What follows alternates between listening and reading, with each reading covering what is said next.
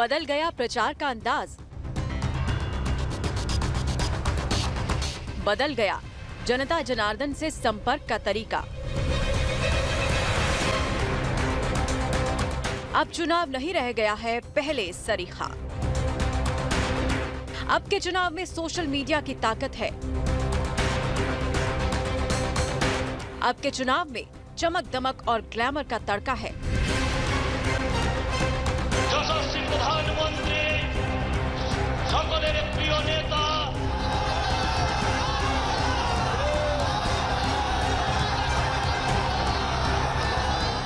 चुनावी मैदान के साथ साथ अब हाईटेक वॉर रूम से बनती और बिगड़ती है नेता की छवि। चुनाव में जीतकर किंग बनता है कोई नेता, लेकिन किंग मेकर होता है कोई और।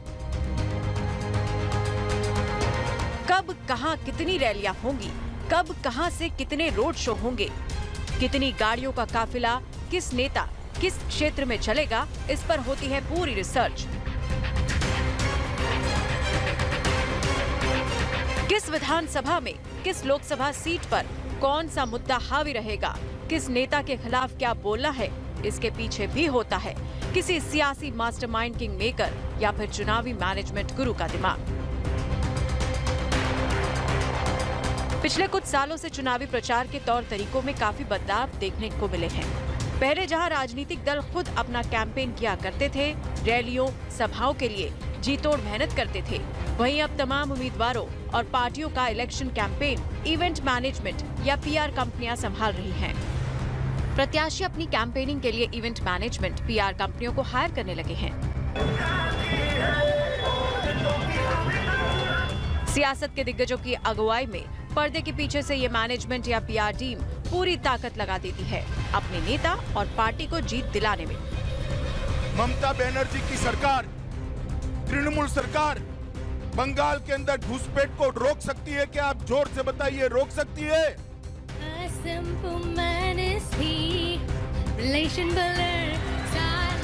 विचारधाराओं से परे लगभग सभी राजनीतिक पार्टियां चुनाव के लिए media management, rally management, social media management और पोस्टर वॉर कराने के लिए इन मैनेजमेंट कंपनियों से संपर्क साधती हैं। वैसे देखा जाए तो देश में लगभग हर साल कहीं ना कोई चुनाव होता ही रहता है। इन चुनावों में नेता जीत के लिए पूरी ताकत लगा देते हैं। बेहिसाब पैसे खर्च करके माहौल बनाया जाता है। इन सियासी आयोजनों की भव्यता भी ऐसी कि देखने वालों की आंखें खुली की खुली रह जाएं। और इन सब के पीछे होती है पीआर और मैनेजमेंट के मास्टरमाइंड का दिमाग। ग्लैमर, चमक दमक और स्टाइल आज हर इवेंट की पहली मांग है, चाहे वो हमारे घर की शादी हो या फिर विधायक या फिर सांसद जी की रैली ही क्यों न हो। आज देश भर में हजारों एजेंसियां चुनावी मैनेजमेंट का काम कर रही हैं। इन चुनावी मैनेजमेंट गुरुओं और पीआर एजेंसियों ने भारत के चुनाव और प्रचार के अंदाज को 360 डिग्री तक घुमा दिया है। अब भारत में चुनाव महज अपना नेता चुनने भर का लोकतांत्रिक आयोजन नहीं, बल्कि एक इवेंट हो चुका है।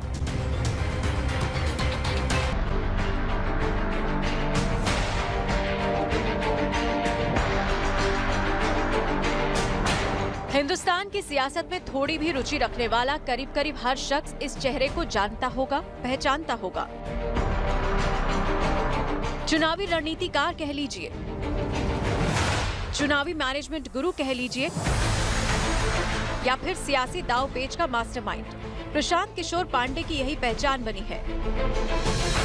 और अपनी राजनीतिक सूझबूझ से अब तक पीके यानी प्रशांत किशोर ने कईयों को सीएम की कुर्सी तक पहुंचाया है।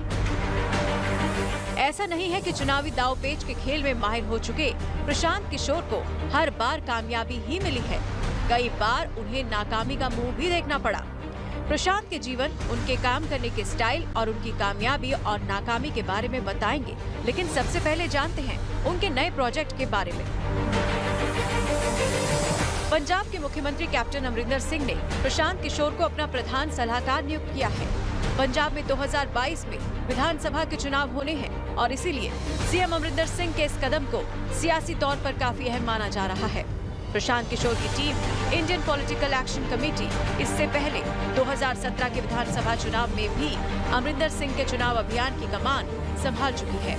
कांग्रेस ने इस चुनाव में पंजाब की 117 सीटों में से 77 पर जीत हासिल की थी।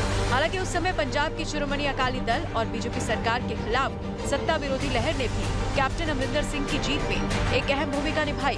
प्रशांत किशोर को मुख्यमंत्री अमरिंदर सिंह का प्रधान सलाहकार नियुक्त करने के साथ ही पंजाब सरकार ने स्पष्ट किया है कि उन्हें राज्य में कैबिनेट मंत्री का दर्जा प्राप्त होगा। पंजाब सरकार के नोटिफिकेशन के मुताबिक प्रशांत किशोर को प्रधान सलाहकार के तौर पर ₹1 सैलरी दी जाएगी। हालांकि उन्हें इसके अलावा कैबिनेट मंत्री के दर्जे के तौर पर अन्य सुविधाएं जैसे सरकारी आवास, दफ्तर और गाड़ी की सुविधा भी मिलेगी। कैप्टन अमरिंदर सिंह जून 2020 से ही प्रशांत किशोर को अपने मुख्य सलाहकार के तौर पर नियुक्त करने की कोशिश में लगे थे। हालांकि कुछ कारणों से प्रशांत किशोर ने पिछले साल इस असाइनमेंट को लेने में अपनी असमर्थता जताई। बताया जा रहा है कि इसके बाद कैप्टन अमरिंदर सिंह ने व्यक्तिगत तौर पर प्रशांत किशोर से कई बार बात की, उन्हें 2022 के पंजाब विधानसभा चुनावों के लिए अपनी पार्टी की रणनीति तैयार करने के लिए कहा। पिछले करीब 3 महीनों से केंद्र सरकार के कृषि कानूनों के खिलाफ चल रहे किसानों के आंदोलन को देखते हुए पंजाब में 2022 के विधानसभा चुनाव को सभी दलों के लिए बेहद अहम माना जा रहा है। कृषि कानूनों का सबसे ज्यादा विरोध पंजाब में ही हुआ है। किसान आंदोलन को कांग्रेस के समर्थन का असर उस वक्त भी देखने को मिला जब हाल के स्थानीय निकाय चुनाव में पार्टी ने बम्पर जीत हासिल की। पंजाब के साथ ही प्रशांत किशोर ने तमिलनाडु का टिकट भी कटा रखा है, क्योंकि तमिलनाडु में मुख्य विपक्षी पार्टी डीएमके ने अपनी चुनावी रणनीति की जिम्मेदारी प्रशांत किशोर को सौंपी है। डीएमके पिछले 10 साल से तमिलनाडु की सत्ता से बाहर है। हालांकि 2019 के लोकसभा चुनाव में सत्तारूढ़ एआईडीएमके के मुकाबले डीएमके को शानदार सफलता मिली। अब पार्टी को 2021 के चुनाव में वापसी की उम्मीद है। डीएमके और कांग्रेस लंबे समय से गठबंधन सहयोगी रही है। तमिलनाडु के पूर्व मुख्यमंत्री एम करुणानिधि के निधन के बाद डीएमके पहली बार विधानसभा चुनाव लड़ने जा रही है। पार्टी सत्ता में लौटने के लिए प्रशांत किशोर की संस्था आईपैक के सहारे अपनी तैयारियां तेज कर दी है। अब देखना यह होगा कि प्रशांत किशोर पंजाब में किसान आंदोलन के गुस्से को किस तरह से कैप्टन के पक्ष में भुनाते हैं, साथ ही तमिलनाडु में सत्ता विरोधी लहर को डीएमके के पक्ष में कितना साथ पाते हैं।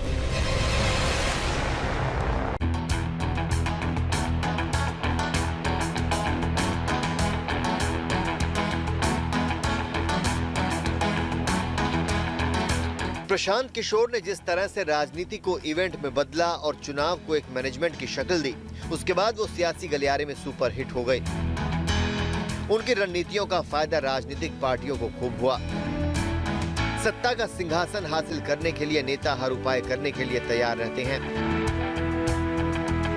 प्रशांत किशोर की अचूक रणनीति और बेजोड़ मैनेजमेंट ने देश के अलग अलग राज्यों में तमाम बड़े चेहरों को कुर्सी पर कब्जा दिलाने में अहम भूमिका निभाई। इस लिस्ट में बीजेपी, कांग्रेस, आम आदमी पार्टी, जेडीयू समेत कई और सियासी दल शामिल हैं। प्रशांत की कामयाबी का ग्राफ देखकर राजनीतिक दलों को लगने लगा कि प्रशांत हैं तो चुनाव में जीत पक्की है। चलिए अब आपको बताते हैं कि पीके ने पिछले 10 सालों में ऐसा क्या किया है कि वो आज हर पार्टी के लिए इतने जरूरी हो गए हैं।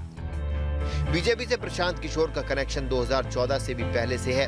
2011 में गुजरात के सबसे बड़े आयोजनों में से एक वाइब्रेंट गुजरात की रूपरेखा प्रशांत किशोर ने तैयार की थी। इसके बाद 2012 के गुजरात विधानसभा चुनाव में प्रशांत किशोर की टीम ने बीजेपी का प्रचार संभाला था और नरेंद्र मोदी लगातार तीसरी बार मुख्यमंत्री चुनकर आए। गुजरात चुनाव में मिली सफलता के बाद बीजेपी ने 2014 लोकसभा चुनाव प्रचार की कमान भी प्रशांत किशोर को सौंपी। नतीजा बीजेपी को पूर्ण बहुमत से जीत मिली। 2014 लोकसभा चुनाव में चाय पर चर्चा और 3D नरेंद्र मोदी का कॉन्सेप्ट भी प्रशांत किशोर ने तैयार किया था। इस चुनाव के बाद से ही पीके सुर्खियों में आए और बाकी दलों ने भी अपनी पार्टी के लिए बतौर चुनाव रणनीतिकार प्रशांत किशोर को चुना। 2015 बिहार विधानसभा चुनाव में प्रशांत किशोर की टीम ने जेडीयू, आरजेडी और कांग्रेस के महागठबंधन के लिए चुनाव प्रचार संभाला। चुनाव हार चुकी कांग्रेस को 2017 में पीके के साथ से जीत मिली। कैप्टन अमरिंदर सिंह की जीत का क्रेडिट पीके को भी मिला। प्रशांत किशोर 2019 में आंध्र प्रदेश में जगन मोहन रेड्डी के लिए चुनावी सलाहकार नियुक्त हुए। जगन मोहन रेड्डी की पार्टी वाईएसआर कांग्रेस ने वहां विधानसभा और लोकसभा चुनाव में शानदार जीत दर्ज की। चुनाव में आंध्र प्रदेश में मुख्यमंत्री चंद्रबाबू नायडू की पार्टी को शिकस्त का सामना करना पड़ा। इसका श्रेय प्रशांत किशोर को दिया गया। पीके ने 2019 में दिल्ली विधानसभा चुनाव में आम आदमी पार्टी के लिए चुनावी रणनीतिकार की भूमिका निभाई। दिल्ली चुनाव में आम आदमी पार्टी ने 62 सीटें जीतकर इतिहास रच दिया। प्रशांत किशोर की संस्था IPSC ने 2019 में ओडिशा में नवीन पटनायक की पार्टी BJD के लिए भी काम किया। चुनाव में BJD की बम्पर जीत हुई। फिलहाल प्रशांत बंगाल में ममता बनर्जी के लिए चुनावी रणनीति बना रहे हैं, तो वहीं पंजाब के CM अमरिंदर सिंह के सलाहकार भी बन गए हैं। ये तो पीके की कामयाबी की कहानी हमने आपको बताई, लेकिन ऐसा नहीं है कि प्रशांत किशोर हर बार चुनावी संग्राम में अपनी रणनीति से विरोधियों को मात देने में कामयाब रहे। इन कामयाबी के बीच कुछ ऐसे भी चुनाव हुए जहां न तो प्रशांत किशोर की रणनीति काम आई, न ही बड़े बड़े नेताओं के चेहरे। 2017 में पंजाब के साथ ही उत्तर प्रदेश में भी पीके ने कांग्रेस को कामयाबी दिलाने का जिम्मा संभाला, लेकिन यहाँ पीके का प्लान फेल हो गया। बीजेपी की रणनीति के आगे पीके की दाल नहीं गली। कांग्रेस राज्य में करीब 3 दशक से सत्ता से बाहर थी। समाजवादी पार्टी के साथ गठबंधन का दांव भी काम नहीं आया। बीजेपी अकेले 300 से ज्यादा सीटें जीत ले गई। कांग्रेस के हिस्से महज 7 सीटें आईं। कई राजनीतिक पंडितों ने यूपी में कांग्रेस के साथ जाने के पीके के फैसले को गलत बताया था। प्रशांत किशोर ने बिहार विधानसभा चुनाव 2020 में किसी पार्टी का समर्थन नहीं किया। नीतीश संग उनके रास्ते जनवरी में ही अलग हो गए थे, जब JDU ने उन्हें निकाल दिया था। अब प्रशांत किशोर के सामने 3 बड़े प्रोजेक्ट हैं। पहला, पश्चिम बंगाल से तृणमूल कांग्रेस की 2021 में सत्ता में वापसी कराना और फिर तमिलनाडु में DMK की चुनाव रणनीति तैयार करना। इसके बाद पंजाब में कैप्टन अमरिंदर सिंह को सत्ता में दोबारा काबिज करना।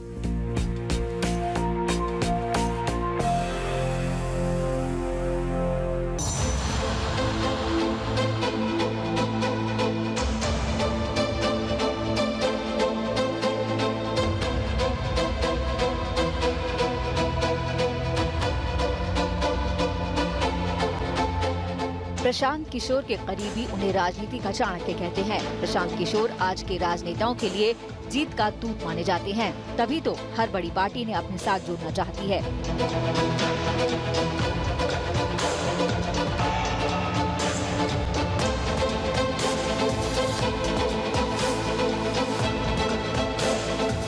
चलिए अब आपको बताते हैं कि आखिरकार पीके यानी कि प्रशांत किशोर हैं कौन।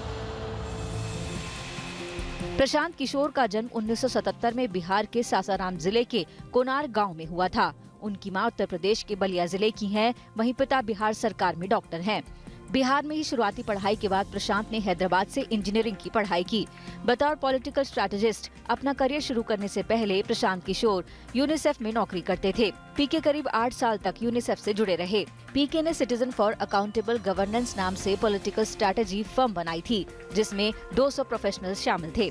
बाद में इस फर्म का नाम बदलकर Indian political action committee IPAC कर दिया गया था। प्रशांत का नाम प्रतिष्ठित बिजनेसमैन मैगजीन फोर्ब्स में दुनिया के टॉप 20 पावरफुल लोगों की लिस्ट में शामिल हुआ था। पीके को इस लिस्ट में 16वां स्थान मिला था। JDU से प्रशांत किशोर ने अपना राजनीतिक करियर शुरू किया और 16 सितंबर 2018 को वो JDU में नंबर 2 की पोजीशन यानी उपाध्यक्ष चुने गए। तब नीतीश कुमार ने उन्हें बिहार का भविष्य बताया था।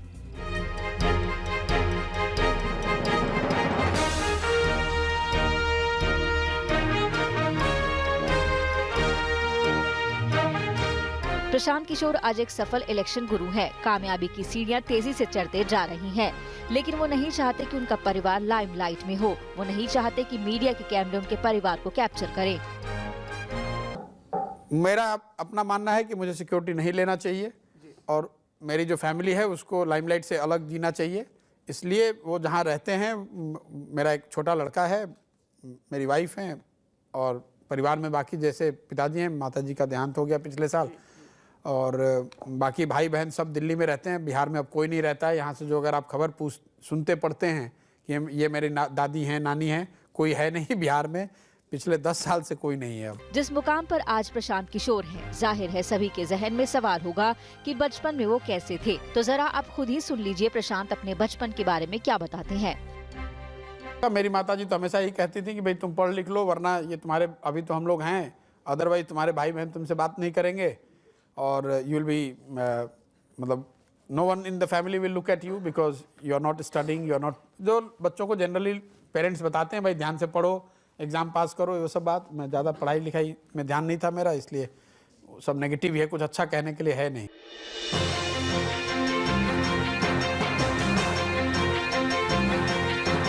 फिलहाल प्रशांत किशोर अब जेडीयू से अलग है और अब अपनी टीम के साथ अलग अलग राज्यों में चुनावी रणनीति पर काम कर रहे हैं। प्रशांत किशोर और उनकी टीम किसी नेता और पार्टी को जीत दिलाने के लिए बेहद प्रोफेशनल तरीके से काम करती है।